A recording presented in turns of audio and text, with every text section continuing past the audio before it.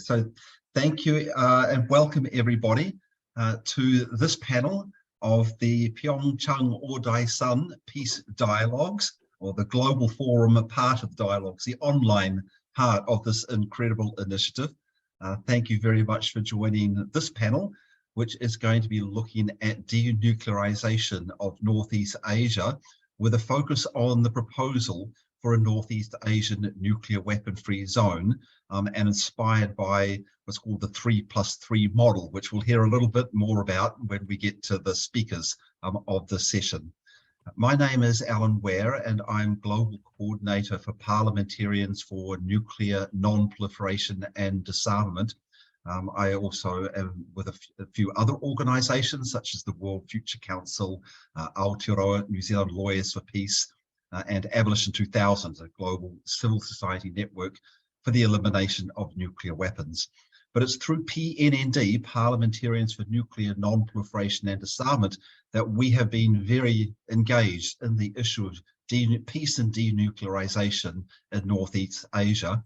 I am very honoured to work with Anselmo Lee, who's one of the key organisers of the POP Dialogue, and previously to that with the Pyeongchang Peace Forums, which were initiated following the incredible peace initiative of the 2018 Winter Olympics, when there was a breakthrough, a diplomatic breakthrough between North Korea and South Korea using sports diplomacy.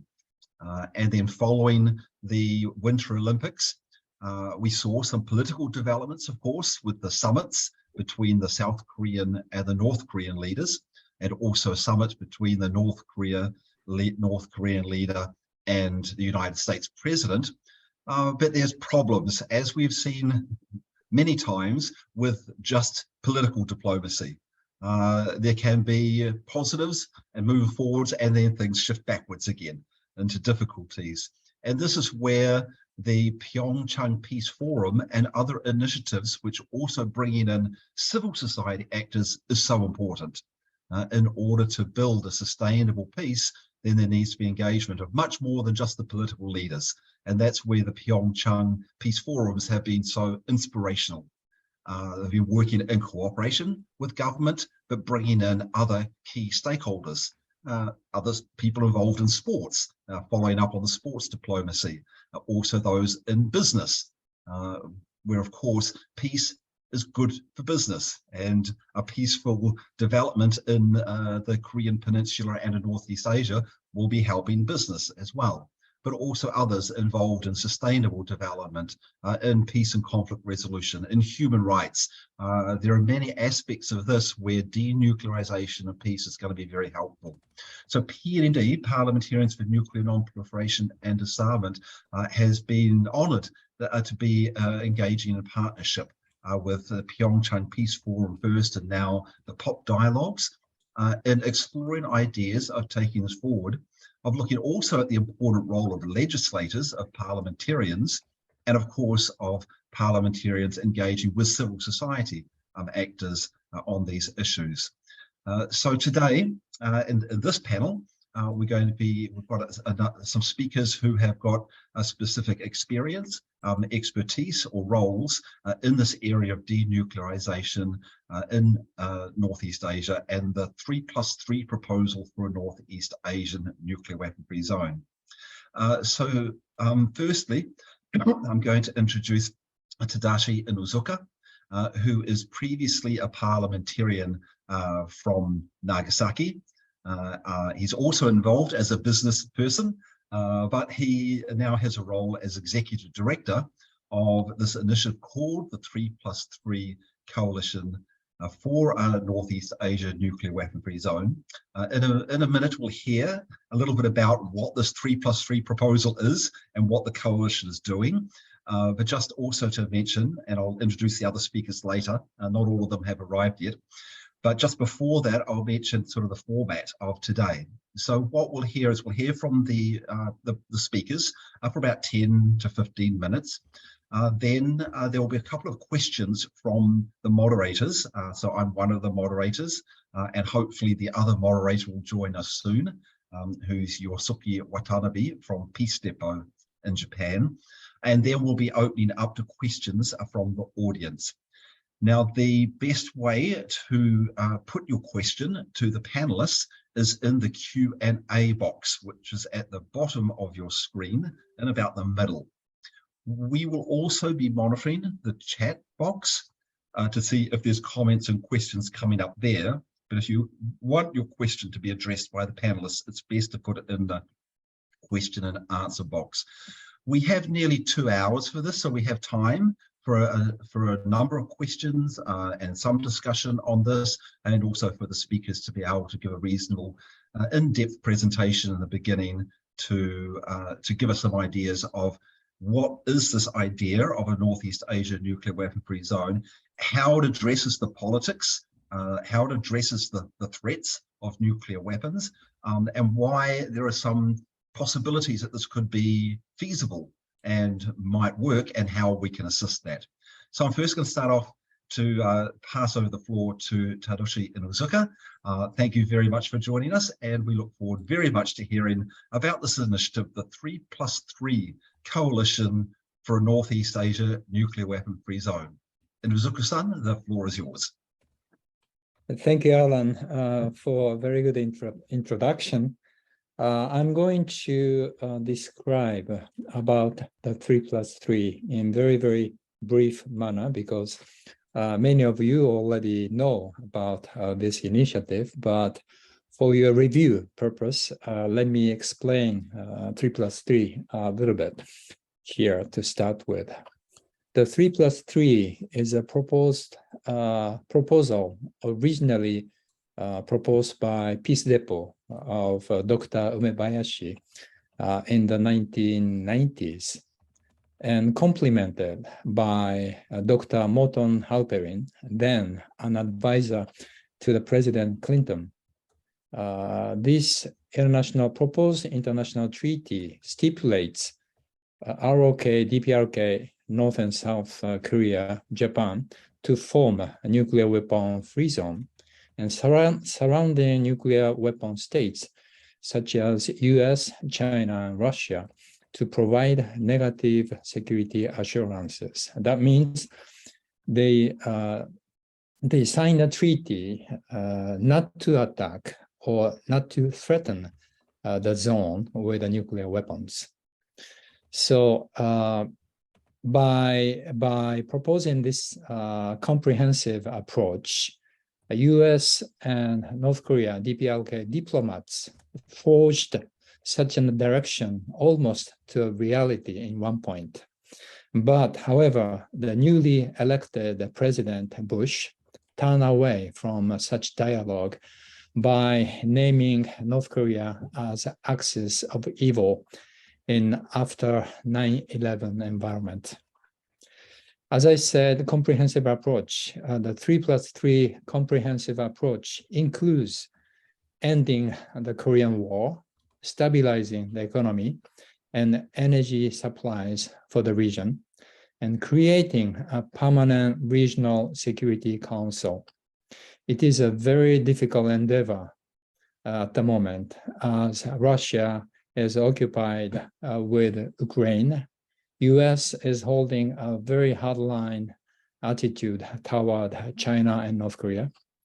And there are, in this environment, there are only two nations have a possibility to start such a process, initiate such process, which is South Korea and Japan. And therefore, we as a coalition for 3+3 invited last year, August 9th, the South Korean policymakers, 4 of them, and one person, the head of the South Korean think tank, to Nagasaki, Japan, to meet with Japanese parliamentarians and attend the 77th Nagasaki Peace Memorial Ceremony for the victims of the atomic bomb, to launch the parliamentarians for 3+3. Because we believe this process must start initiated by the parliamentarians and policymakers. It is very difficult, but there are some voices in the parliament that not only for the hardline, pressure, but we should have some kind of concrete way of starting the diplomacy or dialogue with North Korea and surrounding nations. And at the moment, we renewed the 1990s model treaty made by Dr. Umebayashi. We asked again Dr. Umebayashi to update such model treaty. And Japan side, we have 21 endorsement signatures from policymakers, including former Prime Minister Hatoyama. And we are now planning to visit South Korea this spring, probably in May, for a similar movement, for asking for their endorsement signature. And on top of that, it's a very interesting news recently that P3+3, parliamentarians for 3+3, Japanese member was invited to Taiwan and met with many policymakers there, and some are interested in 3+3 as a way to build confidence and ease tension in the Northeast area. So we are looking forward to welcoming Taiwanese policymakers to Tokyo this month in February. And the movement is very slow and very small. However, I feel that there are certain powers, certain parliamentarians really interested in concrete ideas like 3+3. Thank you very much, Alan. Thank you very much, Nzoku-san, for the introducing the 3+3 coalition for a Northeast Asian nuclear weapon-free zone, and also some of the activities, including engaging parliamentarians. We will maybe come back on a little bit exploring more the role of parliamentarians a little later. Indeed, I think our next speaker may even include that in her presentation. And as I've mentioned also to audience, if you have any questions, put them in the Q&A. And I believe the chat box has now been enabled for all attendees here to be able to also add comments or information in the chat, which you can use if that's of interest. And in the chat, I did put a link to the website for the 3+3 coalition for a Northeast Asia nuclear weapon-free zone. So our next speaker is Maria Kim, who serves as the PNND, that's Parliamentarians for Nuclear Non-Proliferation and Disarmament, Assistant Coordinator for Northeast Asia. So Maria has been engaged in some initiatives and efforts of particularly PNND in advancing this concept of a Northeast Asia nuclear weapon-free zone. So Maria, the floor is yours. Hello, nice to meet you, everyone. I'm so honored to speak at this session. In 2009, I started to engage in this nuclear weapon-free zone idea because I started working as a Peace Depot researcher at then, and also PNND at the same time. But time already has passed this much, and I became a mother of 2 kids. But until now, the proposal hasn't been realized. However, I'm so happy that I can come back to this proposal and also this initiative so that we can move forward in some new way in a bigger size. So today, my main message that I want to share is to introduce you the timeline of significant events that we have made for this initiative to be developed more. So I prepared my PowerPoint and I sent it to Anselmo, so I hope we can see it together. Adam, could you please show PowerPoint? Yes, now clear. Yep. Yeah. All right. Can you show the full screen?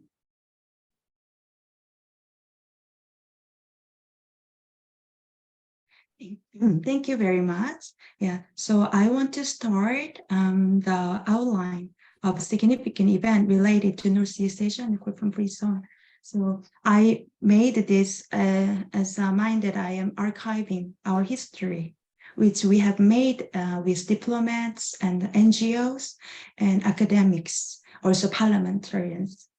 So let's just start from 2009, which I think parliamentarians and NGOs started to cooperate more actively since this year, even though already this proposal was launched and discussed before within NGOs and academics. So in 2009, May, in Seoul and Tokyo, NGOs of South Korea and Japan, including Peace People, Peace Boat, Peace Network, and PSPD, proposed statement of support for Northeast Asia nuclear free zone. And they called upon political leaders, both national and local, citizen groups, and individuals throughout the world to express their support for nuclear free zone in Northeast Asia and to work together to realize it. And in November in Seoul, we can see the picture. Parliamentarians from South Korea and Japan and NGOs held the Korea-Japan International Conference on the Denuclearization of the Korean Peninsula and the nuclear free zone in the region. We can see the picture. Yeah, this is the workshop that we had in Korean National Assembly. In 2010, February in Tokyo, Korea-Japan Council on Nuclear Issues and the Korea-Japan Civil Society Strategy Conference were held in Tokyo. They agreed to denuclearize Northeast Asia, which calls for not only dismantling nuclear weapons, but also revising security policies that depend on nuclear deterrence between the two Koreas and Japan, and cooperating with neighboring nuclear powers. In May, yeah, this is the picture. I think Tadashi, Mr. Inuzuka is also here. Yeah, I remember this day. Yes, and in May at NPT review conference, Korean and Japanese civil societies, including Peace Network, Peace SPD, Nautilus, ARI, Peace Depot, Peace Boat, and Say Peace Project, hosted a conference called Northeast Asia Nuclear Free Zone Can Boost the World Without Nuclear Weapons, joint call by parliamentarians and citizens. Yeah, and the next year, 2011, in March, in Seoul, Korea, Japan parliamentarians and civil society forum for the denuclearization of Northeast Asia was held at the South Korean National Assembly again. This meeting was ongoing exchange between Korea and Japan with the awareness of the need for denuclearization of Northeast Asia through the dismantlement of the nuclear umbrella in South Korea and Japan and civil society. So in 2010 and 11, parliamentarians' engagement to support this idea was very active. I think 2010-11 was remarkable in this light. And moved to 2012 in May. In May at the NPT PRIPCOM in UN Vienna building, South Korean and Japanese NGOs, which were mentioned before, convened the workshop titled Towards Cooperative Security in Northeast Asia, and it included the topic of Northeast Asia nuclear free zone. I don't have the picture of it. I have a picture of this. Yeah. Oh, no, I don't think this is Vienna. Let's move forward. And at this event in 2012, South Korea and Japanese diplomats attended, but they didn't provide their comments. It was individual participation, private participation.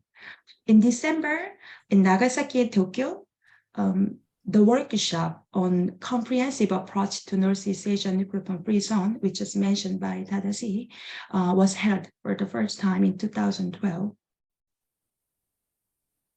And in 2003, let me see the picture. Yeah. Can you see the picture? Yeah, this was South Korea and Japan and civil society and parliamentarians forum in Korea National Assembly. Yeah. Can you flip? Yes. And this is also the side events. And also this is the Japanese parliamentarians discussing. Yeah. Next page. Yeah, I already introduced this. The next page. Yeah. And in 2013, in April, at the NPT PrepCom in Geneva, a workshop was held as a side event. And the title was Peace Negotiation and the Prospect of Nuclear Weapon Prison in Northeast Asia. It was also hosted by the team of Japan and South Korea NGOs. However, from this year, we got cooperation from international NGOs, including IPB and Nautilus Institute, the World Council of Churches, and PNND. So it became bigger in its scale and the network. And at this event, government officials from Japan, South Korea, China, Russia, and Mongolia, and US also attended. And they spoke in individual capacity, except the US. In June, let's just see some pictures of this. And this is Mi Kyung-lee of Korea, PNND, then co-representative and Korean MP, and she shared a video message. Next page. Yeah, and this is Arlene and Uk-sik Jung and Colin Archer is, and Yuha Seichiro is giving their speeches. Next page. Yeah, this is mayor of Nagasaki Taue and Hiroshima Matsui. Next, okay. Yeah, and I already introduced this, and can you, next page? Yeah. And in 2013 June, in June, in Seoul and Nagasaki, comprehensive approach to a nuclear weapon prison's second workshop was held. We just saw the picture of it. And in July, UN became a platform for furthering discussions on a Northeast Asian nuclear weapon prison, because the advisory board on disarmament matters discussed the Northeast Asian nuclear weapon prison.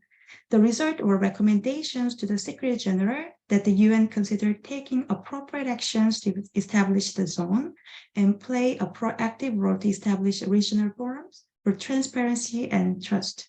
Such a proposal coming from the UN was a large leap forward. And moved to 2014, in April, at the NPT PrepCom, the same NGOs and international NGOs held the forum under the title Time for Action to Establish a Northeast Asia Nuclear Free Zone. After this NGO session, we heard comments from Mr. Randy Rydell, Senior Political Affairs Officer in the UN Office for Disarmament Affairs then, and we can see the picture in the next page. Yes. And Mr. Istvan Jarmati, chair of the 61st session of the Advisory Board on Disarmament Matters, also shared this message through video. You can see it as well. Yeah. And like the previous year, delegates of the six-party talk stations attended. And they shared their short opinion. You can see like this, yeah. And in September, Tokyo, comprehensive approach to a Northeast Asian Confederation's third workshop was held.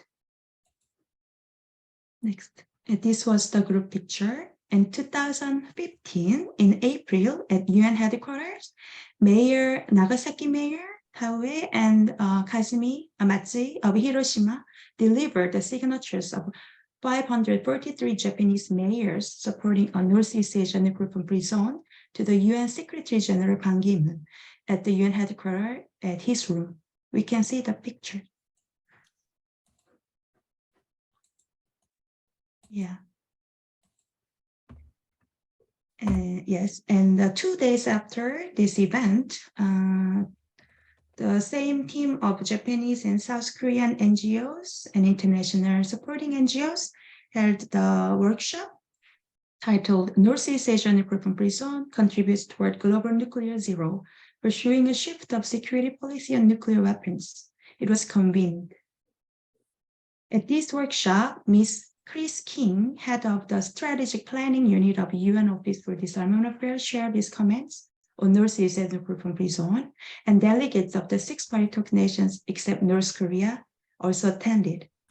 And they shared their comments even though there was no progress in what they say since 2013, it was remarkable that the US delegate made his first statement. So far, Northeast Asia nuclear proliferation hasn't been officially on the agenda at the UN General Assembly or NPT meetings, but this event and their participation gave us a big hope for the future.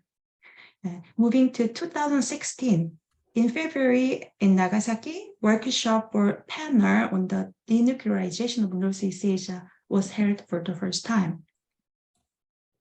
This is the group picture.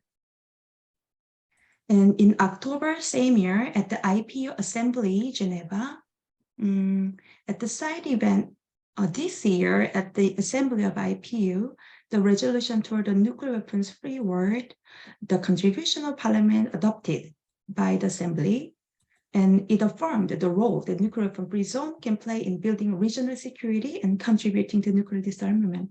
So in this line, PNND convened a side event about nuclear weapon free zones, and I provided updates on the 3+3 proposal, including the comprehensive approach, and gave participants opportunity to ask questions and discuss issues.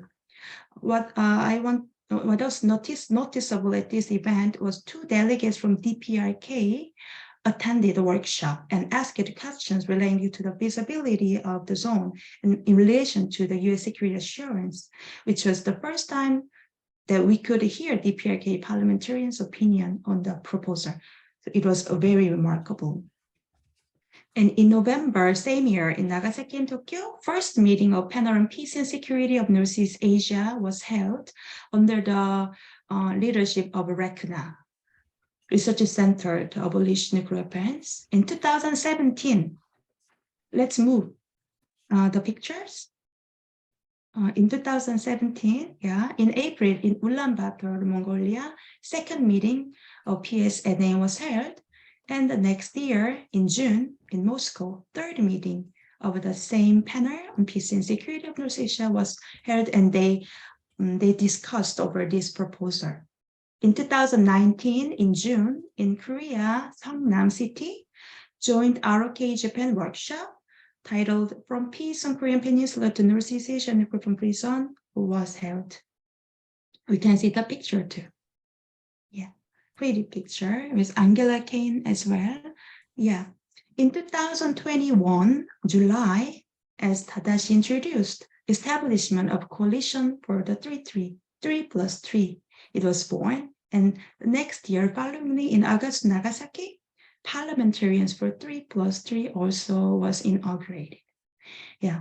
So as I made this archive of the significant events on Northeast Asia Nuclear Weapon Free Zone, I was very honored that I could be a part of this. And also I was very happy that it is still alive, and it is still, getting bigger and bigger. And even though the situations are a little gloomy, however, I don't think at any time we had a peaceful and like a pink color, good environment around us. Because these kind of dreaming ideas are born when the situation is very gloomy and hopeless. However, I believe the engagement and cooperated efforts by civil society, parliamentarians and academics, and potentially youth and other groups, when they work together, we can make it realized. So today I want to hear new ideas from participants so we can discuss more for the future activities. Thank you. Thank you very much, Maria, for that timeline and a really good demonstration, that this idea of a Northeast Asia nuclear weapon-free zone is not a new idea, and that the idea has been developed and taken into discussion with some of the key stakeholders and constituents, governments, parliamentarians, academics, civil society activists.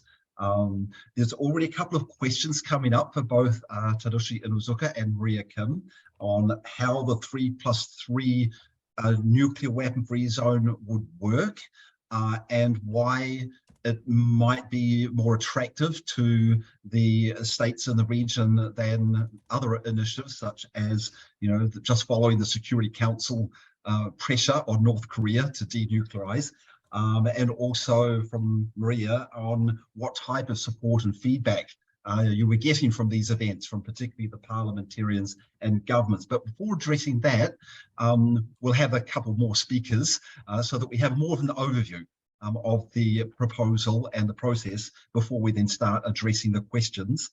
There's also a question on comparing with some of the other nuclear weapon-free zones, which I think one of our speakers might address a bit in his comments. So just to introduce now Yosuke Watanabe, who is the lead researcher and program officer at the Peace Depot. And as Maria mentioned, this idea, this concept of the 3+3 model for a nuclear weapon-free zone emerged from the Peace Depot, and Peace Depot has been one of the leaders in many of the events that Maria has been talking about. So it's my great pleasure to introduce Yosuke, who's going to say a little bit about the Peace Depot role in this, and is also going to be helping moderate the session.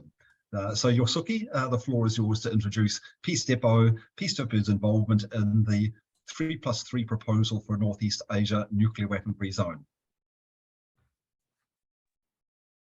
Okay, thank you, Alan. I apologize for to be late. This time I'm sorry that I was not able to log in successfully, and I'm also a newcomer to this field. I started to work in Peace Depot in 2020, so that I have been working for this nuclear disarmament movement only less than 3 years. But Alan just asked me to co-chair this panel, perhaps because of Peace Depot's involvement in promoting the Northeast Asia nuclear weapon-free zone in the past years. And okay, so currently Northeast Asia nuclear weapon-free zone advocated in Japan is called the 3+3 initiative, in which South Korea, North Korea, and Japan would conclude a nuclear weapon-free zone treaty, and 3 surrounding nuclear weapon states, namely the United States, China, and Russia, would commit to prohibiting the use or threat of use of nuclear weapons against the 3 countries. And this concept was proposed by, as Mr. Inuzuka also mentioned, that Hiromichi Umebayashi, one of the founders of Peace Depot, in 1996. And since then, Peace Depot, along with South Korea's PSST and others, has advocated the establishment of a Northeast Asia nuclear weapon-free zone at side events of NPT review conference. And also now, Ms. Maria Kim has mentioned that many side events and also conferences between Japan and South Korea. And now, as Mr. Inuzuka had mentioned that in July 2021, the Coalition for the Northeast Asia Nuclear Weapon-Free Zone, or C3+3, was launched, led by Mr. Inuzuka. And also later in August 2022, he also launched the parliamentarian version of C3+3, the International Parliamentarians for Northeast Asia Nuclear Weapon-Free Zone, or P3+3. And as you may know, this concept of Northeast Asia nuclear weapon-free zone adopted here was based on the 3+3 concept proposed by Mr. Umebayashi in 1996, so more than 25 years ago. And I remember that during the period before the launch of C+3, Mr. Inuzuka often called the Peace Depot's office and discussed the matter with Mr. Umebayashi. And today, I'm still a newcomer in this field. That I'd like to learn from your panelist discussions. Thank you. Thank you very much, Yosuke. Now, our next speaker was supposed to be Ambassador Ingsaikon from Mongolia, but we don't see him on here at the moment. And Ambassador Ingsaikon is former Mongolian ambassador to the United Nations and is now the executive director or president of Blue Banner, which is an organization which is focused very much on the role of nuclear weapon-free zones. So as I don't see Ambassador Insaikon here, I might just take the opportunity to say a little bit of what Ambassador Insaikon was going to mention. Oh, sorry, is Ambassador Insaikon here? No. Okay, so I'll just mention a little bit about what he was going to say, and if he comes on, he can add a little bit more. As I mentioned, Ambassador Insaikon is an expert on nuclear weapon-free zones. And there are a number of nuclear weapon-free zones already in existence. And it's these existing nuclear weapon-free zones that have worked very well to ensure non-proliferation of nuclear weapons in particular regions in the world. And in the case of Mongolia, which is a single state nuclear weapon-free zone, to keep Mongolia nuclear weapons free. But the additional aspect of nuclear weapon-free zones, and Yosuke mentioned that a little bit with regards to the proposal for the Northeast Asian one, is that the nuclear weapon-free zones are not only about preventing the proliferation of nuclear weapons in a region, it's also about building security assurances from the nuclear weapon states not to threaten or use nuclear weapons against those zones and not to deploy nuclear weapons in the territories in those zones, so that it comes with an added security benefits than just an individual country saying we're not going to have nuclear weapons. And in addition to the security assurances from the nuclear weapon states, the nuclear weapon-free zones are a way of building regional cooperation and security, because they're established through negotiations and treaty agreement by the states within the region. So they have added benefits of building the diplomacy, cooperation, a common security approach to security in the region that goes beyond just the keeping nuclear free. The existing nuclear weapon-free zones are Antarctica, Latin America and the Caribbean, the Pacific, Southeast Asia, Africa, Central Asia, and Mongolia as a single state nuclear weapon-free zone. And one of the things which Yosuke mentioned with the Northeast Asian nuclear weapon-free zone is that it adds a special element to the idea of the combination of non-deployment of nuclear weapons within the zone and the security assurances. In the other nuclear weapon-free zones, they were able to be negotiated, adopted, and entered into force even when all the nuclear weapon states hadn't given those security assurances. They were in the process. So they could be established rather quickly once the states within the region decided we want to establish a nuclear weapon-free zone, that establish it, put the request out to the nuclear weapon states to give the security assurances, and sometimes it would take a little longer for those security assurances to come. In the case of the Northeast Asia nuclear weapon-free zone, because of the very high involvement of 3 nuclear weapon states in the region, China has been part of the region, Russia has been part of the region, and the United States, because the United States offers extended nuclear deterrence relationship, or they have agreements of extended nuclear deterrence with Japan and South Korea. The idea of the Northeast Asian nuclear weapon-free zone is that it wouldn't enter into force unless it has those security assurances from Russia, China, and the United States. And this is part of, in a sense, the addressing those issues of what might it take to encourage North Korea, South Korea, and Japan to join such a zone when they are threatened by nuclear weapons from these other states. And the answer is they would need these security assurances in order to join. And given those security assurances, that would make it so much easier for them to relinquish the role of nuclear weapons in their security doctrines. So this is sort of like a new sort of element, in a sense, to nuclear weapon-free zones. It's a creative element, but one of the positive things about these nuclear weapon-free zones is it's possible to be creative. not all of them are exactly the same. Each nuclear weapon-free zone is negotiated in ways that takes into consideration the security issues of the countries within the region, and is flexible enough to be able to bring in elements that might meet those security needs. So here is now, we're going to move on to the question time.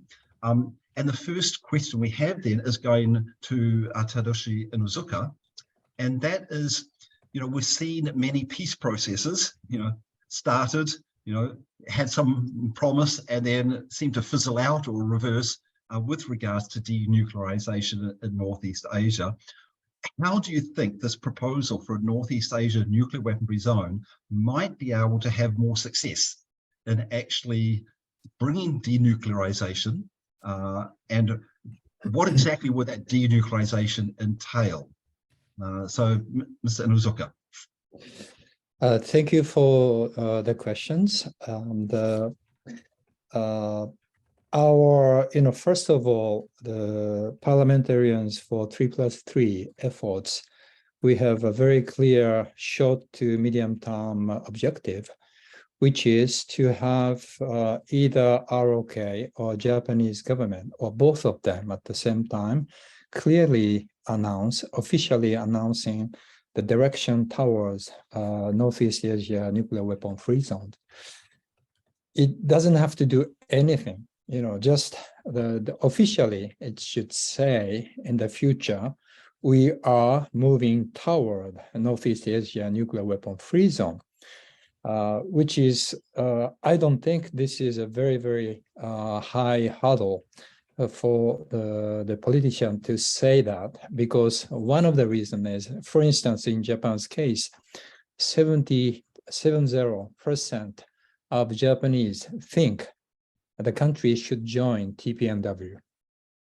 Okay, the Japanese government is really turning away from any negotiation for the TPNW. However, 70% of the Japanese citizens think the country should join the treaty. So there's a gap between the parliamentarians' behavior and the voters' mentality. And this is one of the hope we have, that at the election time, when the parliamentarians need to listen more for the voters, and the voters absolutely wants to have a dialogue, confidence building, instead of spending doubling, in Japan's case, doubling the defense spending, over next 5 years. We should start the dialogue process. Then it may be possible to announce the government such a direction. And historically, looking at other nuclear weapon-free zones, for instance, in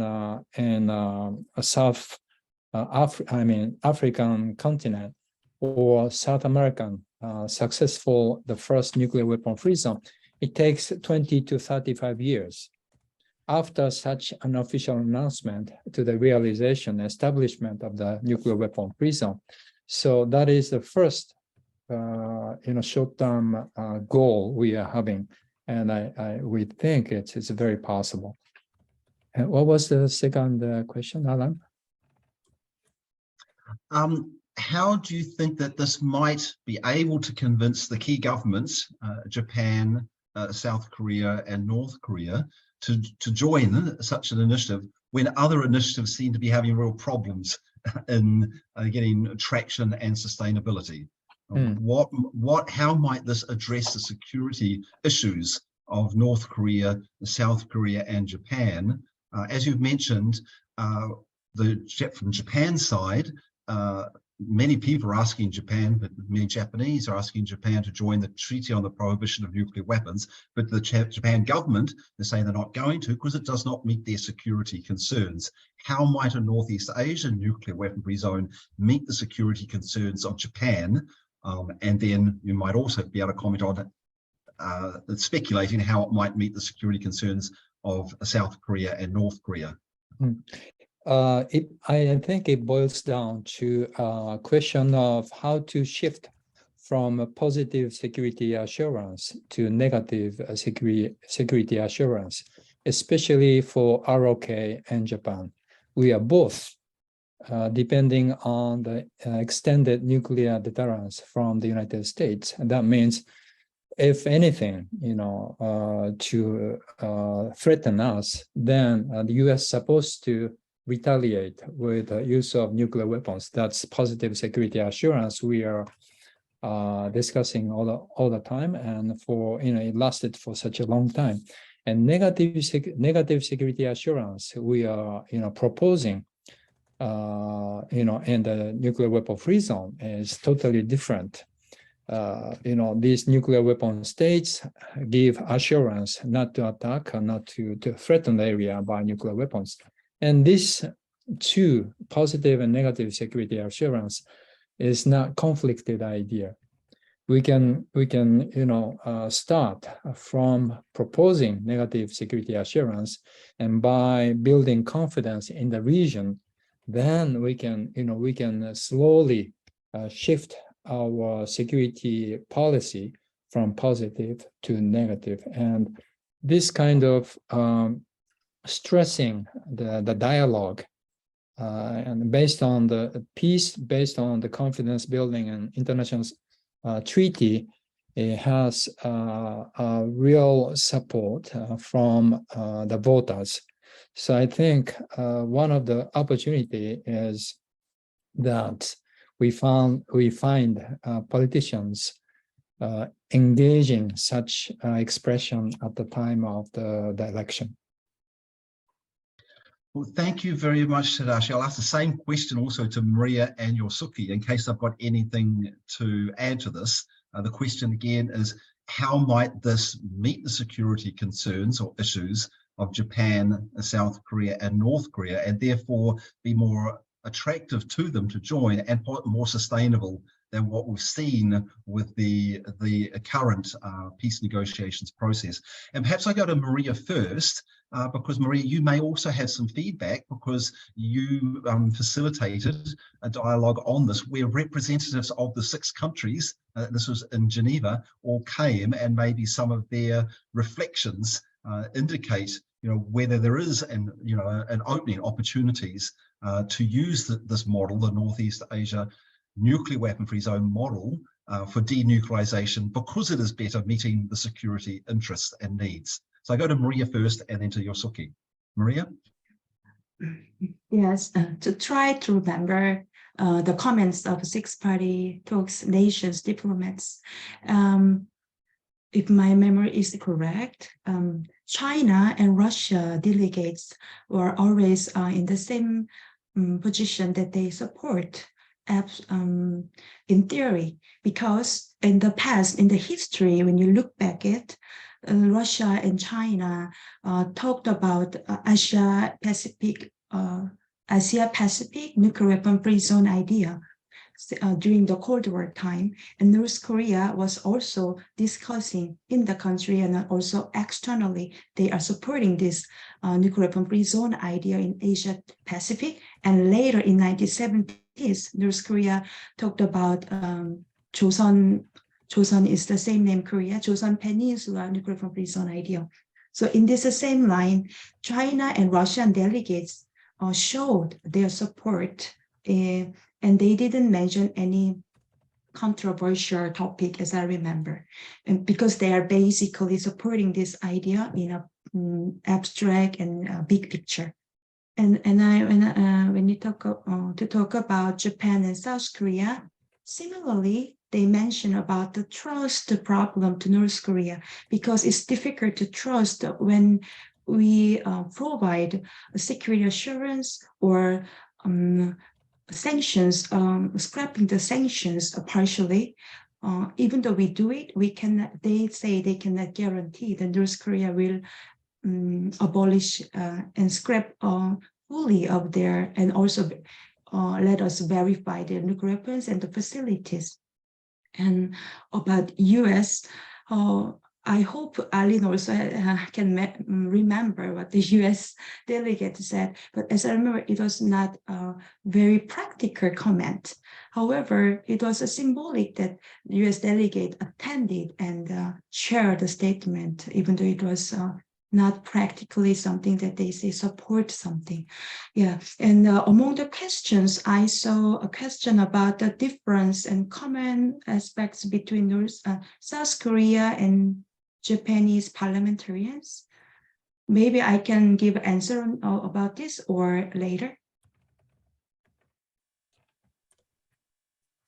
Let's come back to that, Maria. Let's come back to that, Maria, because I just want to go to Yosuke first to see if he's got anything to add on this first question, which is how a Northeast Asian nuclear weapon-free zone can meet the security issues or key security issues and concerns of the three key countries in the region, Japan, South Korea, and North Korea, therefore make it, a more feasible approach to build for denuclearization. And then I'll come back to you, Maria, later on the responses from parliamentarians.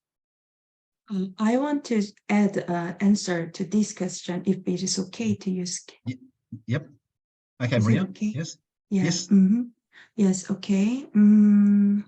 So North Korea and the US and South Korea can be mutually satisfied at the nuclear weapon-free zone regarding to the security issues, because international community has repeatedly failed to completely resolve the North Korean nuclear issue.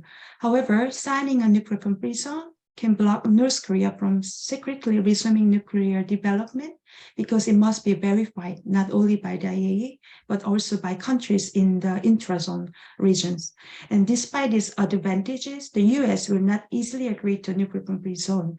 This is because the US will think that it will interfere with US's nuclear policy and make a big change in the Korea-US alliance. But there are obvious benefits to the US. Successful resolution of the North Korean nuclear issue through nuclear weapon-free zone, which nobody has achieved yet, it will be a great benefit and achievement in the US history and its achievement. And in the past, agreements such as the Geneva North Korea-US agreement and the September 19 joint statement of the six-party talks were not legally binding on international law. Accordingly, the US administration, which will sign, hope, a nuclear weapon-free zone treaty, can become a great hero. And what are North Korea's other interests in creating nuclear weapon-free zone? First of all, the most realistic way to resolve the non-state's nuclear threat to North Korea will be found unless the US completely eliminates about 7,000 nuclear weapons and their means of fighting vehicle. The fundamental resolution of the US nuclear threat that North Korea has demanded is impossible. However, it is practically impossible for the US to completely dismantle its nuclear program, of course. So a nuclear weapon-free zone treaty in the region and signing of this treaty will give international legal binding power to the US commitment to the use and non-threatening of toward or against North Korea. And it will not allow the US to deploy nuclear weapons and its nuclear weapons on the Korean Peninsula. So far, US promised the passive negative security assurances to North Korea on several occasions, but it has not been legally binding. So it hasn't been fulfilled. The creation of the zone, however, will be the first case in which the US will be legally binding North Korea against binding on North Korea's security requirement, demand. In addition, nuclear weapon-free zone will have the character of a multilateral security guarantee against North Korea. So with China and Russia also participating in the zone, it becomes more difficult for the US to abandon its treaty obligations and pose a nuclear threat to North Korea. And in addition, there is not much justification for Kim Jong-un to reject the proposal, given that, as I mentioned just before, North Korea proposed a nuclear weapon-free zone in the Asia-Pacific in the mid-1950s and 70s as a solution to the nuclear issue on the Korean Peninsula. Thank you very much, Maria. And just before I pass over to Yosuke, I will add a comment, and that is that and we may hear a little bit from this from Ambassador Eng Saikon, who's just joined us, that with other nuclear weapon-free zones, the approach of the United States has differed depending on whether it's been a Democratic president or Republican president in power. And as you've mentioned, there's a general resistance of the United States to signing the protocols, to the additional protocols to the nuclear weapon-free zones, because it constrains their forward deployment of nuclear weapons by requiring them not to deploy weapons, in the nuclear weapon-free zone. So there has been a hesitance, but under the Obama administration, President Obama did move the United States to sign the protocols of a number of the outstanding protocols of nuclear weapon-free zones. So as I said, there is a difference in the position of the United States depending on which president is in power. Well, I would expect that President Biden is probably following some of the same approaches as President Obama on nuclear weapon-free zones, although there is a question I know in the chat is whether the Russian aggression against Ukraine has changed these positions a little bit, and we'll come to that soon. But first I'll now go to Yosuke, because I promised Yosuke you could have an opportunity to also answer this question, and then after that I see Ambassador Eng Saikon has joined us, so I'll ask Ambassador Eng Saikon to give his presentation on nuclear weaponry zones. Yosuke? Okay, thank you, Alan. Now I briefly sharing with you my thought about how to realize the Northeast Asia nuclear weapons free zone in this situation. Perhaps now the very difficult to convince governments of North Korea, China, and other governments to realize the Northeast Asia nuclear weapon free zone. But now what we can do is kind of approach from below. This is something like what we are now doing, that we can approach the parliamentarians in Japan and South Korea to let parliamentarians to understand our idea, the Northeast Asia nuclear weapon free zone, this effect in the peace in Northeast Asia. Then to parliamentarians, one thing. Another thing is that maybe we can approach to the citizens, civil society movement, and also mass media. That people don't know our idea about Northeast Asia nuclear weapon free zone, so that we can approach to the school teachers, civil movement activists, and also mass media journalists to let those people understand our idea, our approach to how to make peace in Northeast Asia. So what we can do is like this kind of bottom-up approach. Now basically in Japan, South Korea, and United States now. And in the long run, we may have a chance to realize a Northeast nuclear weapon free zone. For example, when in the process of the reunification of Korean Peninsula, that even North Korea reunited South Korea. There are some nuclear weapons in the territory of North Korea, but perhaps the international society will not allow these nuclear weapons to put nuclear weapons in North Korea, so that this may be a chance to propose our idea of Northeast Asia nuclear weapon free zone. This is a kind of one idea to resolve, to realize a nuclear free world in the Northeast Asia. So this is my thought on how to realize Northeast Asia nuclear weapon free zone. Thank you. Thank you very much, Yosuke. And now it gives me pleasure to introduce Ambassador Eng Saikon, who's joined us. Ambassador Eng Saikon is former ambassador of Mongolia to the United Nations, and he is the architect of the Mongolian single-state nuclear weapon-free zone, which is established. And the Mongolian single-state nuclear weaponry zone is a variation on other nuclear weaponry zones, which are generally groups of countries. So this initiative was quite innovative, but brought in some of the same principles of the regional nuclear weapon-free zones, which is that they are establishing security not only by obligations not to acquire, possess, or deploy nuclear weapons on the territories, but also for getting negative security assurances from nuclear weapon states. The Mongolian one in particular is, because Mongolia is between two nuclear armed states, so it's actually very important for the security of Mongolia to have these negative security assurances. And the lessons from Mongolia, I think, are also really interesting for Northeast Asia because of that relationship between the three states of the region and the nuclear weapon states and the need for negative security assurances. So I've asked Ambassador Saikon to talk a little bit about nuclear weapon-free zones in general, about the Mongolian a little bit, but also about the role that Mongolia has been playing, and Blue Banner, which is the organization he's now the chair of, to support the concept and the deliberations and discussions for a Northeast Asian nuclear weapon-free zone. Ambassador Saikon, welcome, and the floor is yours. Oh, thank you very much. I'm sorry, I was given to understand that the meeting would start a little bit later. That's why, you know, I just I think missed some of the actions of the ideas that they were exposed. So I'll try to be as brief as possible. First, about nuclear weapon-free zones, we believe it is a very important issue because they are recognized as very effective measures of strengthening non-proliferation and regional confidence building by non-nuclear weapon states.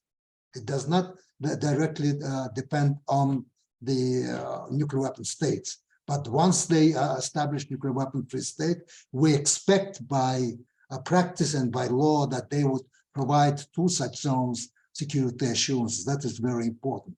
As you might know, today there are 118 states that are parties to 5 nuclear weapon-free zones.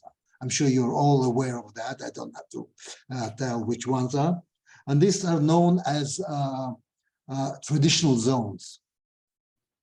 There are more 3 traditional zones that are being discussed in the Middle East, in our Northeast Asia, and in the Arctic. These are, we believe, are the second generation of nuclear weapons-free zones. Compared to the previous 5 nuclear weapon-free zones, the difference is that there are, let's say, territorial or border problems or political problems, or even some nuclear weapon states have stake in those areas. That's why it's not going to be as easy as it was, you know, with respect to other previous 5 nuclear weapon-free zones. Now, there's also, as you might know, the issue of establishing nuclear weapon-free zones started in Europe. Until today, there's no discussion about it, though there have been 11 different ideas and proposals throughout the past 50 years about establishing nuclear weapon-free zones. But it's not there, because in, as I understand, in 2016, the Europeans have undertaken a study where, you know, lies the issue of the interest of nuclear weapon-free zones in Europe.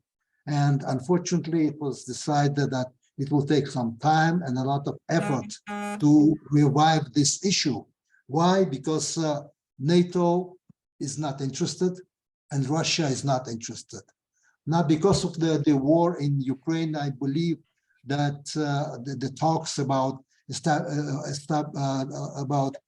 using tactical nuclear weapons, possibility of using tactical nuclear weapons, already raises the concern among, let's say, the peace activists, among NGOs, international NGOs, and so on. So hopefully this will give some input to promote the issue in Europe.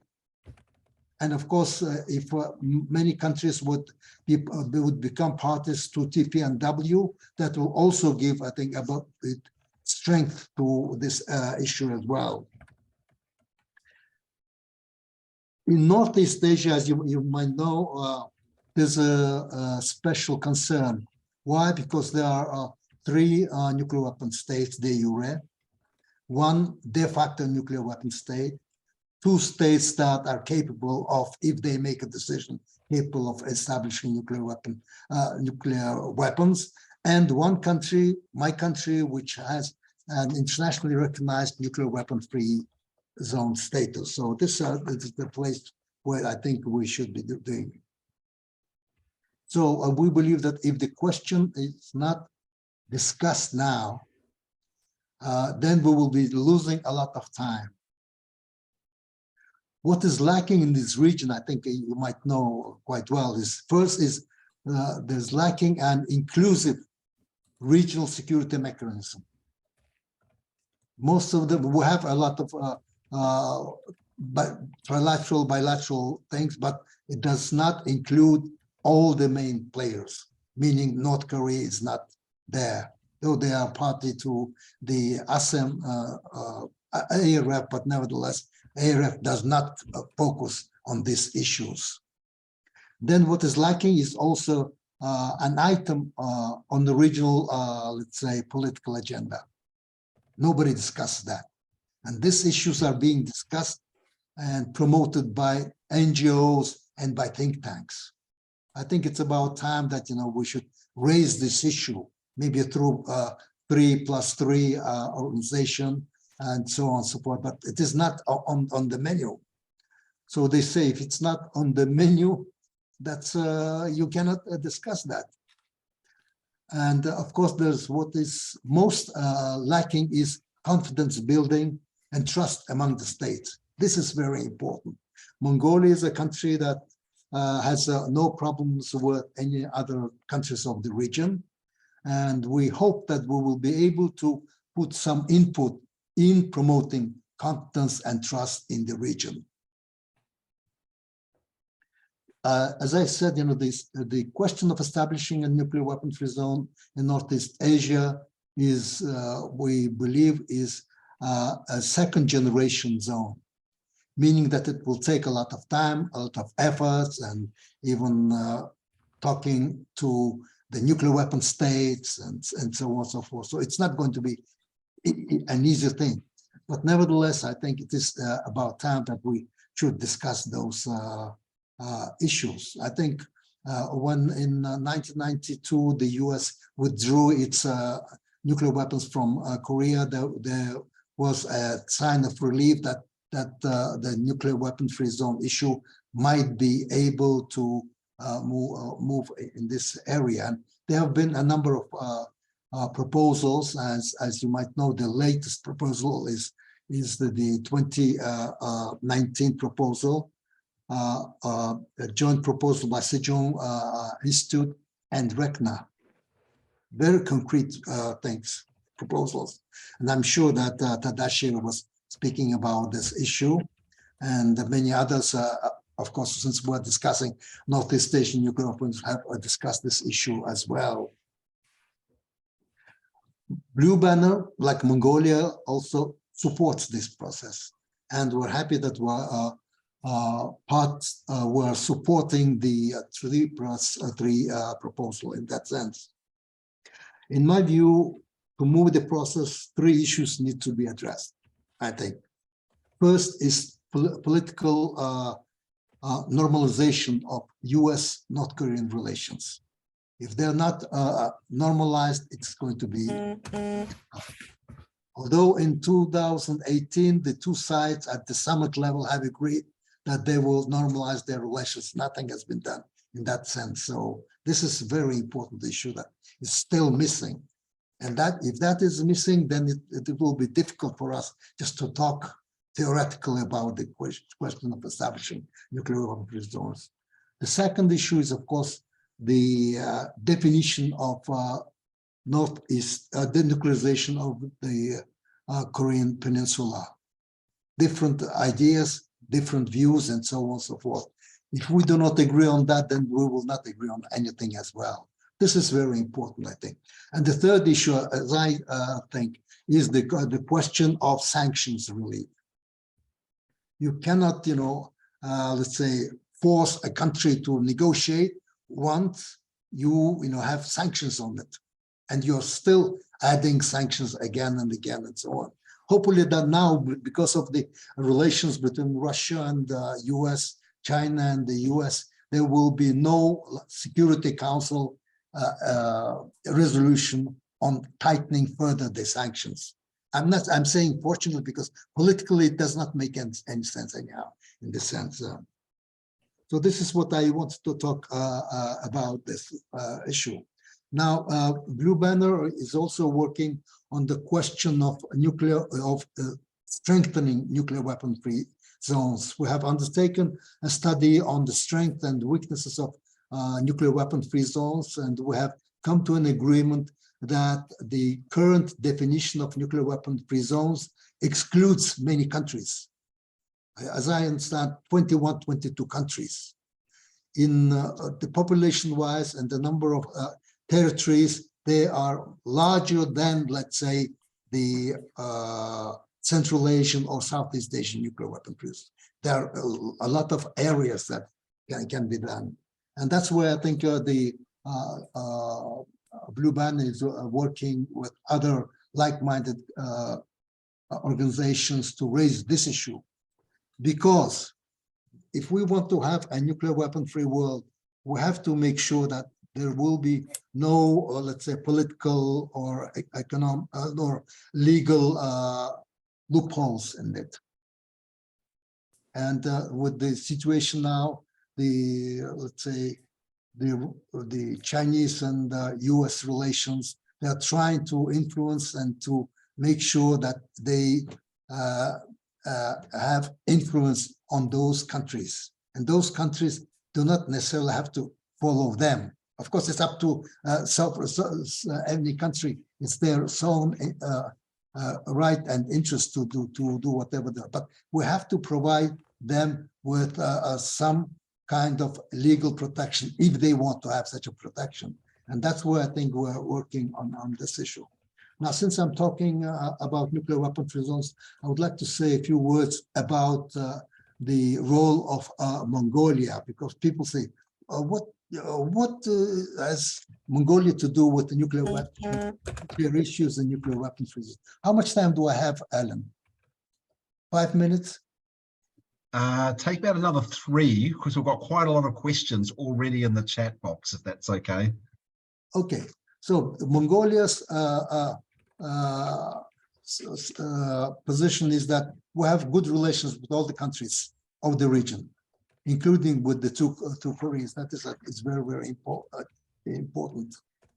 And it promotes foreign policy, active foreign policy based on the logic that a duck is calm when the lake is calm. So what we want to do is to make sure that there will be much bridge building, that there will be much confidence in the region. That's where we are trying to focus, not on the nuclear weapons themselves in that sense. That's why we support the negotiated solution to the issue instead of tightening sanctions or threatening with, let's say, preemptive measures or strikes against each other and so on. And also, as it was pointed out, Mongolia has 3 decades of experience of dealing on working with the P5. They were not supportive of Mongolia's issue. Then we had negotiations. We were able to convince them to provide us with a joint security assurances. And since it is joint, that means they providing assurances not only to Mongolia, but to each other that they will not use Mongolian territory against each other and so on and so forth. And Mongolia's role is also very important because of the Comprehensive Test Ban Treaty. Mongolia hosts 4 fully certified stations. So that means, you know, we can play an important role in that. And even when the question was discussed by the International Atomic Energy Agency about North Korea and let's say Iran, Mongolian experts participated in IAEA's visits and works in North Korea and in Iran. So we have some experience in that sense. So if we discuss, let's say, the question of, let's say, Northeast Asian nuclear weapon-free zone, we can take play some role in that, participating and seeing what can be done and so on and so forth. And then two more things. Just first, Mongolia is promoting Ulaanbaatar dialogue. It is 1.5 track inclusive process that discusses soft security issues. Soft security issues are not being discussed. So this is the place where we are trying to raise the issues and discuss the soft security issues, whether it is infrastructure development, economic development, and so on and so forth. We were into. And by doing that, I think we're trying to bring together states that might be interested in focusing and working on soft security issues. Now, there's a last but not least, there's an organization that you might know, the Ulaanbaatar process. It's a GPAC-led regional inclusive track to dialogue process, in which Blue Banner takes part as well. And we've been working through the Ulaanbaatar process with the representatives of 2 Koreas. We held, last year we held a meeting. Every year we have meetings, even during the COVID times, we had, online meetings and so on. So we're focusing now on specific issues. First issue is, of course, the question of the general political issues, and that's what we're trying to focus on. The second, as I have said, the Northeast Asian nuclear weapon-free zone is always on the agenda. These are the 2 issues that are always on the agenda. The third issues are, the youth cooperation or gender issues. They are discussed when the participants are interested in it. So this is in general what I want to say. And if there will be any questions, I'll be more than happy to answer. I hope I did not exceed my time. Sorry. Ambassador Engsakan, thanks so much. I think there are a few really important things in what you said. One is a reminder, 118 states parties to nuclear weapon-free zones. That's the majority of countries in the world. But that these are not, the nuclear weapon-free zones is not just a declaration of the states in the region. These are processes. They are diplomatic processes, confidence building, legal processes, common security building processes that are reducing the risk of nuclear weapons because they're engaging the nuclear weapon states. They're not just independent from the policies and practices of the nuclear weapon states. So they're reducing the risk of nuclear weapons being used, reducing the risk of nuclear wars, confidence building, as I've mentioned, building cooperation in these zones. So they really are a wonderful example of progress, of positive progress on addressing the threat of nuclear weapons and building common security that does not rely on nuclear deterrence, because in each of these zones there has been some difficulties. I know you've mentioned that Northeast Asia might be a little more difficult than the others, but the others were also very difficult. In each of the zones there were elements to do with nuclear weapons, like even the Latin American, which is the first populated one. Cuba was an ally, of the Soviet Union at the time. Brazil and Argentina had a fledgling nuclear program, and now the whole region is nuclear free. In the South Pacific, which is where I come from, France was testing nuclear weapons in the region. Australia was in a nuclear alliance with nuclear weapons, and yet now we have a nuclear weapon-free zone and an end to testing in the region. And I could go on with more of the positives that each of the nuclear weapon-free zones has brought, because it's a diplomatic process, a confidence-building process, and one that's building common security. And that, to me, is what is one of the key issues with the Northeast Asian nuclear weapon-free zone. Again, yes, it's difficult. It's not just a declaration, by countries, but the diplomatic process is something which is going to be of benefit to everyone in the region. So thank you so much for that. Now, there are a number of questions, both in the Q&A and the chat. I'm going to field the questions to our panelists, but also a little bit later, before we end, we also have Anselmo Lee here, who's one of the coordinators who wants to make an intervention. So I will also allow space for Anselmo to make an intervention. One of the questions, I'll come straight back to Ambassador Ingsaikon, as you mentioned, we have all these regions that are now nuclear weapon free, and some where there are proposals. Northeast Asia's proposal, Arctic, the Middle East, you mentioned Europe, but it's not moving anywhere in Europe. The question is, what about South Asia? Is there a possibility of a nuclear weaponry zone in South Asia? Might India and Pakistan be open to this? This comes from Dr. Kirby, the question. Ambassador Ingsaikon?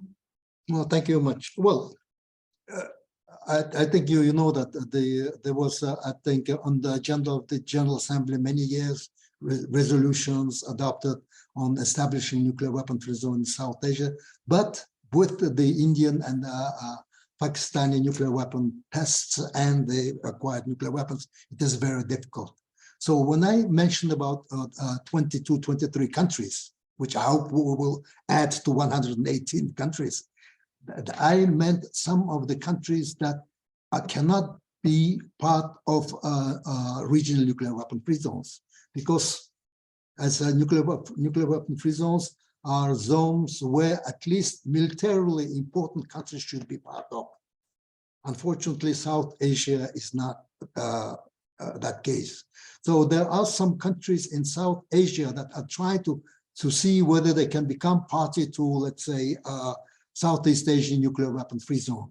I think 2 countries have expressed interest, but they were given to understand that they are not, that the Southeast Asian countries are not prepared to accept them only as party to their nuclear weapon-free zone. They should be part of the Southeast Asian group of states as well. So it is not so easy. Whether they will agree or not, that's another issue. Now, Mongolia, we tried to become part of Central Asian nuclear weapon-free zone. Unfortunately, 45 kilometers, divide Mongolia from from Central Asia. So they said no. Then Afghanistan and even Iran were interested in joining Central Asian nuclear weapon-free zone, but nuclear weapon states, especially the US, they said they cannot agree because Iran would be making a false play that becoming a part of nuclear weapon-free zone, they want to become protected. At the same time, they will be, clandestinely promoting their nuclear weapon policies and so on. So there are, such cases now. So we have to be very tenacious to promote this issue, so that the countries from South Asia, they should have some kind of protection. They should become part of nuclear weapon-free zones with legal protection and so on. That's where, we're trying to raise the issue. Thank you. Thank you very much, Ambassador Ingsaikon, and also for answering the other question, which I guess you saw was Mongolia and the Central Asian nuclear weaponry zone, and that was attempted. Thank you. So another question, and I'll come back to Tadashi and Maria on this one, is what has been some of the responses from parliamentarians to the Northeast Asia nuclear weaponry zone proposal, and some of the leadership? Is it cross-party, or is it only opposition parties or parliamentarians from certain parties? I think Maria or even Yosuke might recall, and maybe I could start off the answer with this, that the joint statement of South Korean and Japanese parliamentarians of July 2011 on denuclearization of Northeast Asia, supporting a nuclear weapon-free zone, had cross-party parliamentarians from Japan. I think there was 4 from the LDP, including Taro Kono, who later became the foreign minister and the defense minister in Japan, but this was before he was the minister. There was a number of Korean parliamentarians, but I know that Maria also, in the events that have been hosted in the Korean National Assembly. I think there has been cross-party participation. So maybe I go to Maria first. With regards to parliamentarians first, has there been cross-party support in the Korean National Assembly? And also maybe, Maria, while you're answering this, if there was any responses from the North Korean parliamentarians who attended the event on the Northeast Asian nuclear weapon-free zone that was hosted at the Inter-Parliamentary Union Assembly in Geneva. And then I'll go to Tadashi on parliamentarians in Japan. Maria? As far as I can tell, recently and currently, PNND Korea's activity is really small. It has been discouraged. And also it has been almost inactive as far as I know. However, the time that PNND Korea was very active, as I remember, crossing parties, ruling party and Democratic Party, which was out at then, it was 2015. And for example, in 2015, under the leadership of Mi Kyung-lee, was the then co-president of PNND, 52 MPs, crossing party parliamentarians in South Korean parliament, they signed the support for the elimination, the day of elimination of nuclear weapons. And in the statement for supporting of this day, they also mentioned nuclear weapon-free zone in Northeast Asia. It was 52 people at then, and most of them are Democratic parties. However, it was across the party MPs composition. And before 2015, when in 2010 and 11, when the Japan and South Korean parliamentarians interacting and exchanging a lot of ideas over this proposal, and then there was no conservative party member, as I remember, but there were Democratic Party members and Progressive New Party, which is not existing anymore, and one more was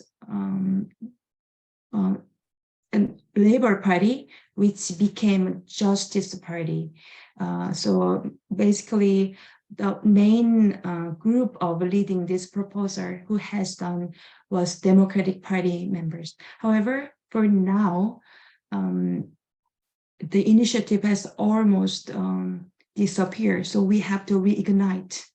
Yes, and also entering the Yoon Suk-yeol government, this hasn't been publicly discussed at all. However, civil society, by the leadership of PSPD, they suggested the policy of nuclear weapon-free zone to guarantee the security of the region surrounding Korean Peninsula to the new government. However, the response about this suggested policy suggestion hasn't been heard yet, as far as I know.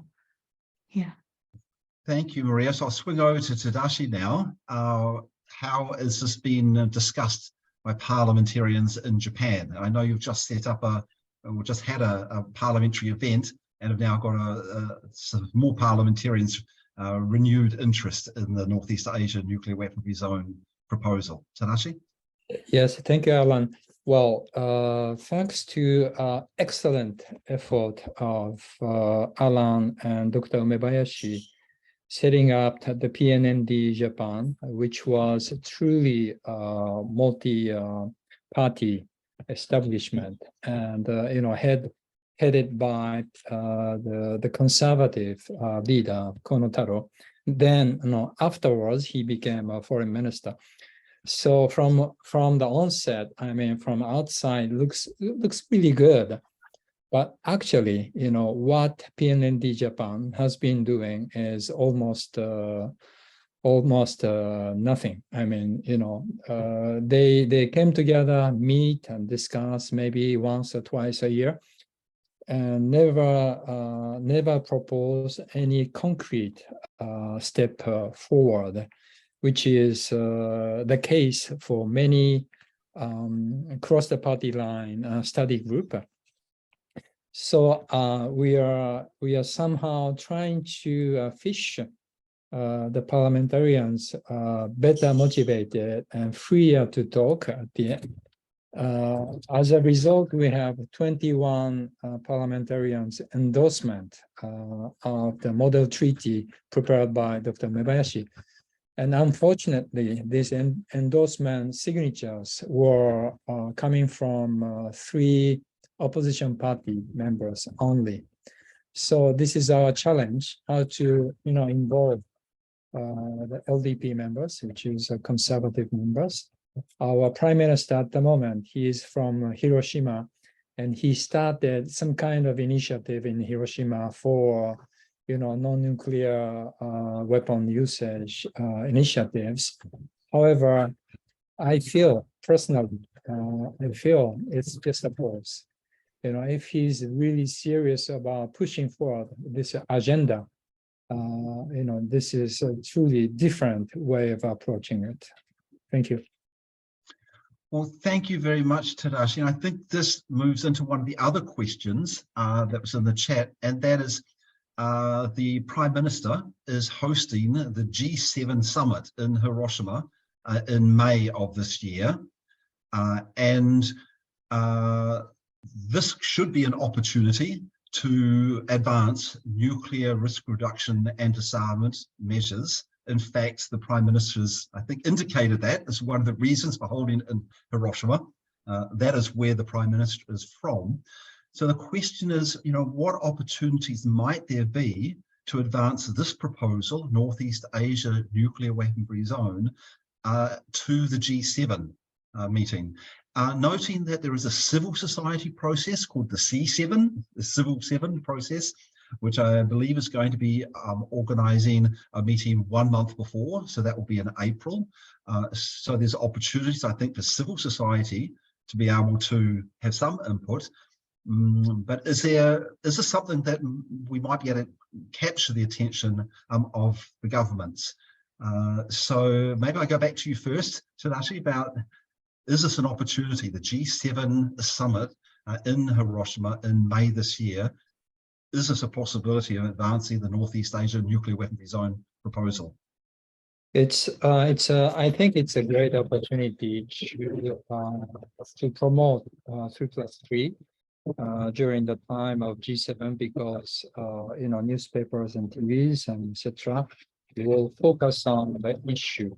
So of course, we have little hope of the current Japanese the government will push forward this agenda in any meaningful way.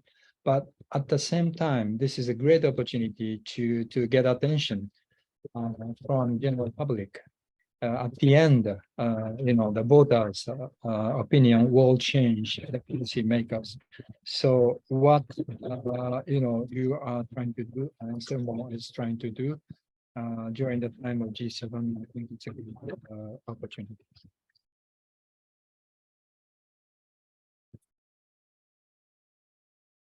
Thank you very much, Tadashi. I've just put in the chat the links to both the C7, the civil society process working for the G7, and the G7.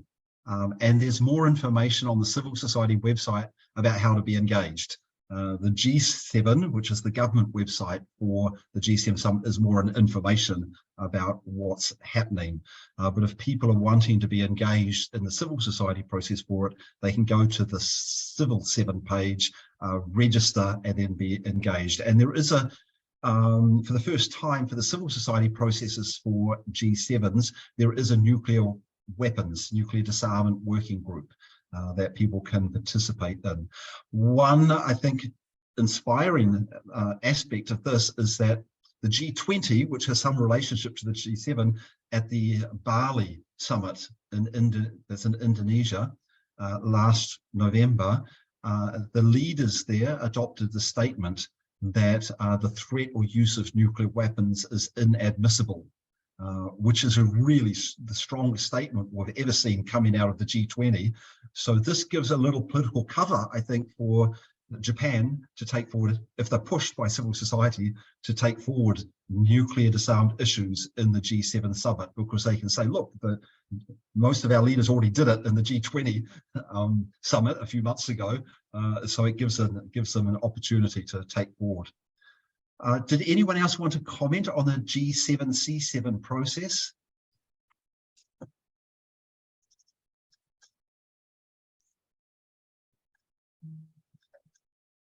Okay, so if not, then what I'm going to do now is then ask Anselmo if this would be a good time if Anselmo wants to make an intervention, also including that in the Pyeongchang Peace Forum process, which Anselmo was very much involved in, there was engagement of parliamentarians from Korea, and some of these issues were discussed. So Anselmo, I know that you wanted to say a few things, but hopefully in your comments, you might also be able to address, how, I'm picking up from what Maria says, is that the engagement of parliamentarians in this issue has waned a lot, gone down. There was a lot of engagement when Mi Kyung Lee was the president, a co-president of PNND, but since she left, there's not been quite so much in the parliament. What opportunities also are there to elevate the discussion in the South Korean National Assembly? So Anselmo, welcome, and thank you very much for joining us.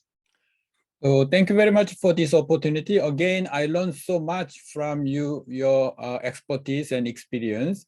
And as Maria Kim said, unfortunately, our parliamentarians busy with their old domestic politics, not really paying attention to these very important issues.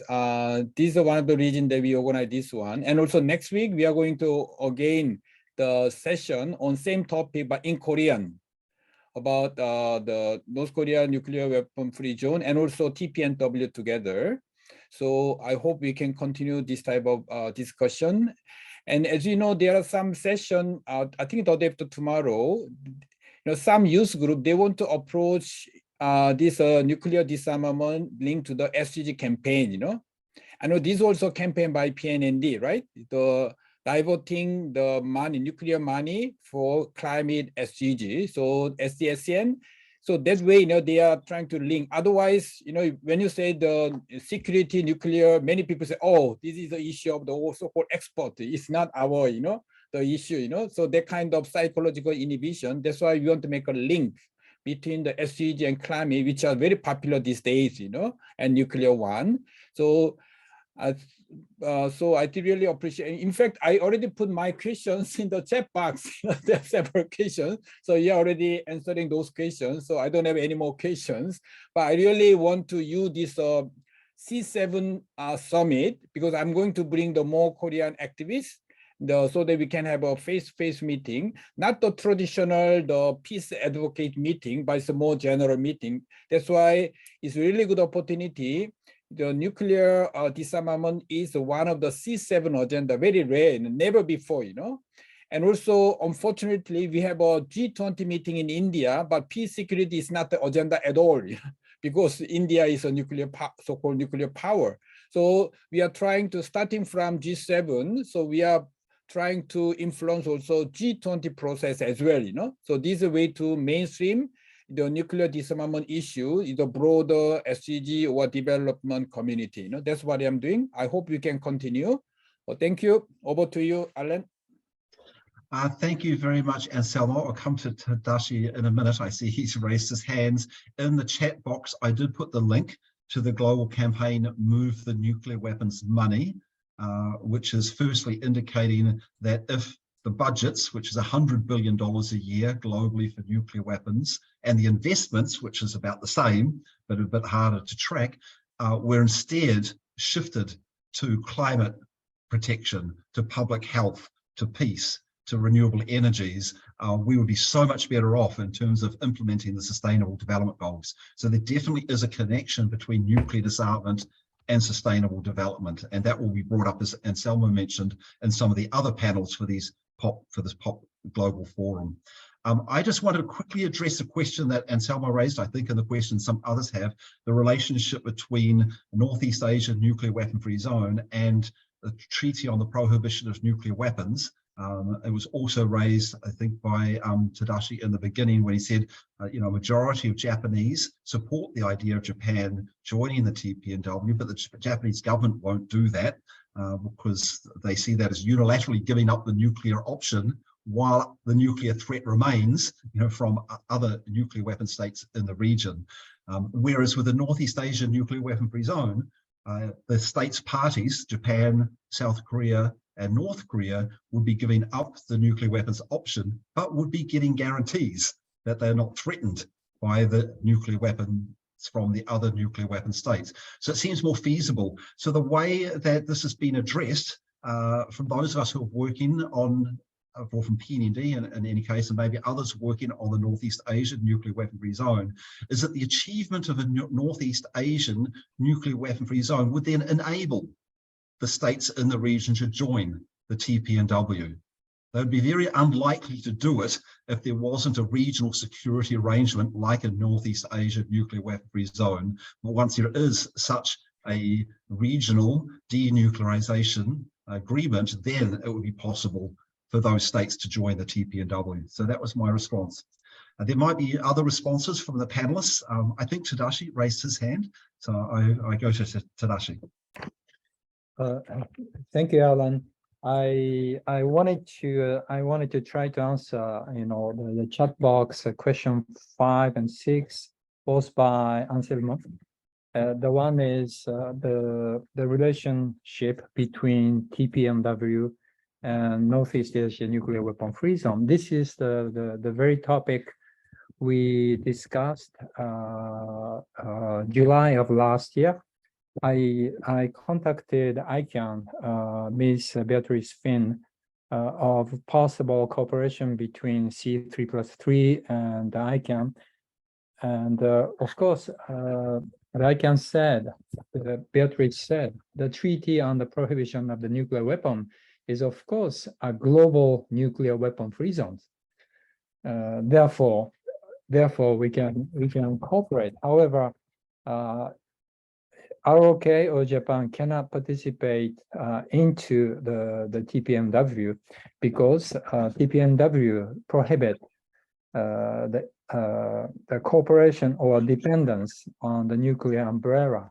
So we have to, you know, come up with one step forward from Korea, South Korea, and Japan, announcing the direction of the nuclear weapon-free zone. And then once the official announcement has done, which is our short-term goal, then of course we can start coordinating with TPNW. And that was our, you know, the communication with ICANN, and we are trying to push forward the campaign in this direction. And question number 6 was like, is six-party talk still meaningful? And I would say it is very much more than ever, a six-party talk is very important because 38 parallel in Korean Peninsula still dividing Korean people. And north side of the parallel is DPRK, Russia, and China, and south is US, ROK, and Japan. And this is a new Cold War. However, the different thing is that as a regional country, we don't have to deal with the veto powers of the United Nations. This is a regional effort. That means we can do our arrangement based on the history and geopolitical situation within the zone and try to come up with agreements. We don't have to deal with the veto power of P5. I think this is very, very important condition, which is hopeful.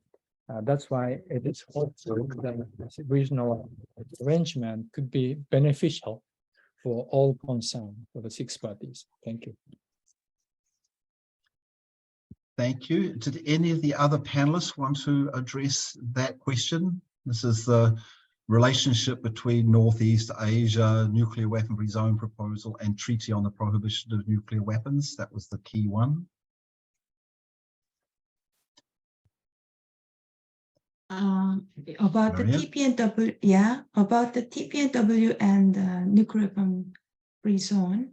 Alan, is it correct that I understand you say nuclear weapon free zone provides negative security assurance? However, TPNW doesn't. That's the difference between these two. Is it correct that I understood? Well, two differences. That's one of them. You're correct. Like with a nuclear weapon-free zone, it includes most of the other ones include the security assurances. These are the negative security assurances. Negative meaning the commitment from the nuclear weapon states not to threaten or use nuclear weapons against the states parties to the zone.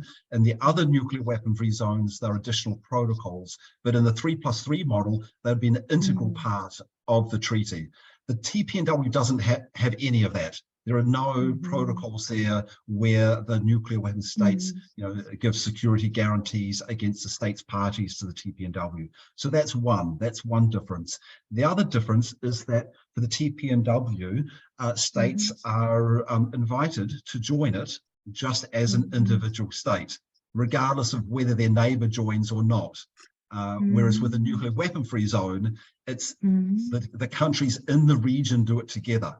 And it doesn't enter into force, with the case of the Northeast Asia nuclear weapon-free zone, it only enters into force when all three of the territorial countries, that's South Korea, Japan, and North Korea, are parties, and when the three key nuclear weapon states have committed to provide the security guarantees. So in a sense, a nuclear weapon-free zone is a multilateral arrangement where there is agreement between the states on reducing the role of nuclear weapons. The TPNW, basically countries join unilaterally. They just decide as their country that they're going to join, regardless of what their neighbors are doing. So those are the two differences. Those differences are more important in some regions than others. And we've seen what are there 68 countries I think have ratified the TPNW. Many of them are already members of nuclear weapon-free zones, so it was very easy for them to join. But for those, in difficult areas like Northeast Asia, you can see that the security issues have made it for the governments saying they're not able to join the TPNW, whereas the Northeast Asia nuclear weapon-free zone could provide a regional approach to nuclear disarmament, which might then enable them to join the TPNW. Sorry, that was a longer explanation of the difference. Thank you very much for a comprehensive explanation. Okay. Now, I had another question, which is actually back to Anselmo, because there is a question in the Q&A, which is about other forms of diplomacy and security. Michelle Mono asks about the possibility of non-violent civilian defense. But I would like to conjoin that with the idea of sports diplomacy and citizens diplomacy as a way of moving forward the idea of a Northeast Asian nuclear weaponry zone and denuclearization. So far, we've been talking quite a lot about what the government positions are and about parliamentarians, but what about citizens' initiatives and citizen diplomacy? And of course, the Pyeongchang Odaisan Global Forum and the Pyeongchang Peace Forums were arisen out of sports diplomacy. So do you have any comments, Anselmo, about sports diplomacy? I see that for these dialogues, there isn't a panel on sports diplomacy, but I understand there's one planned for April. And can sports diplomacy help play a role in denuclearization of Northeast Asia and the achievement of a Northeast Asia nuclear weapon-free zone? Anselmo?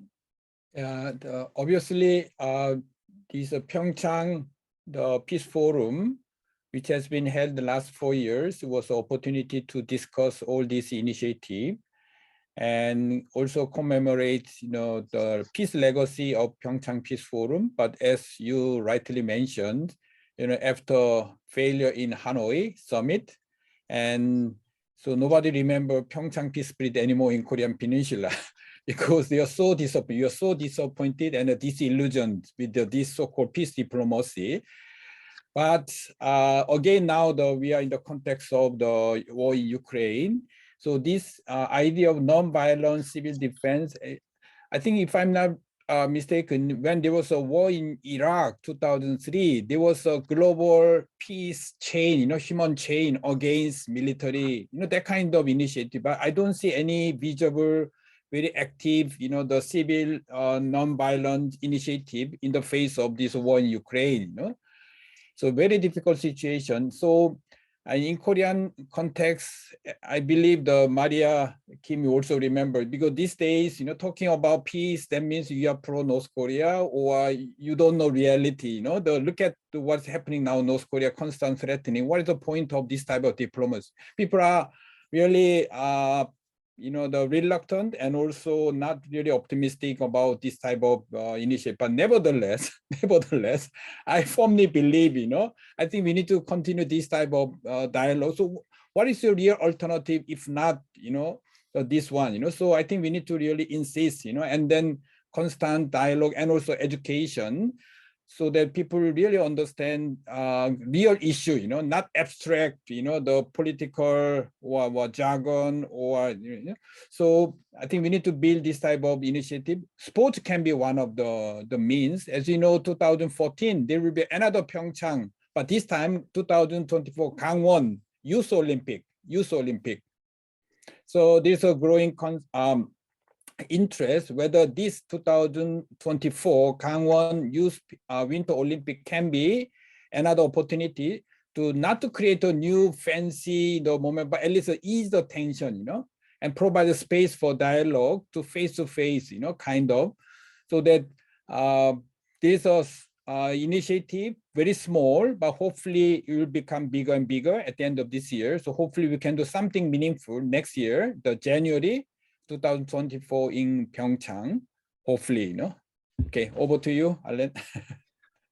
Thank you very much, Anselmo, and I understand that you and PND and maybe a couple of other partners, Youth Fusion, will be organising an event, online event, to discuss these ideas, sports diplomacy, in April on the occasion of the UN International Day of Sports for Peace and Development. So we will let people know about that.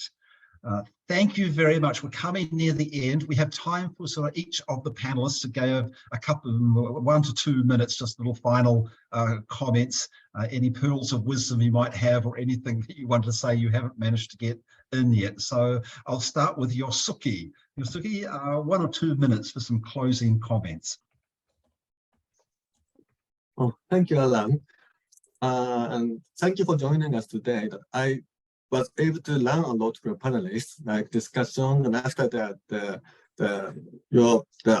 I was able to know the current situation in the Northeast Asia nuclear weapon-free zone, also the history of that. Especially I was happy to know that still this Northeast Asia nuclear weapon-free zone, P3+3, is advancing. And if possible, I'd like to give Mr. Inuzuka help, if possible. So thank you for your presentations and discussion. Thank you very much. I'll go to Tadashi Inuzuka now. Well, thank you very much for this great opportunity to talk about 3+3. What I want to say at the final opportunity here is that in Japan, we are facing the election season in April. And as I said in the beginning, 70% of the Japanese voters are for TPNW. And it's, I believe we are for, most of the people are for the dialogue and confidence building.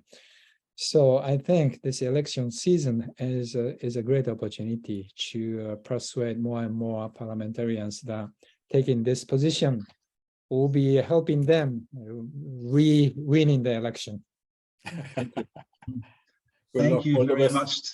Thank you very much, Tadashi. And then maybe after the election, we can outreach to the new parliamentarians and invite them to join PND and reactivate the section in Japan. Exactly. Thank you. Maria, closing comments? Yeah, Anselmo mentioned the peace talk between US and North Korea. It was a big disappointment. Yeah, me too. However, I really hope the head of the governments regardless of who they are in the position now.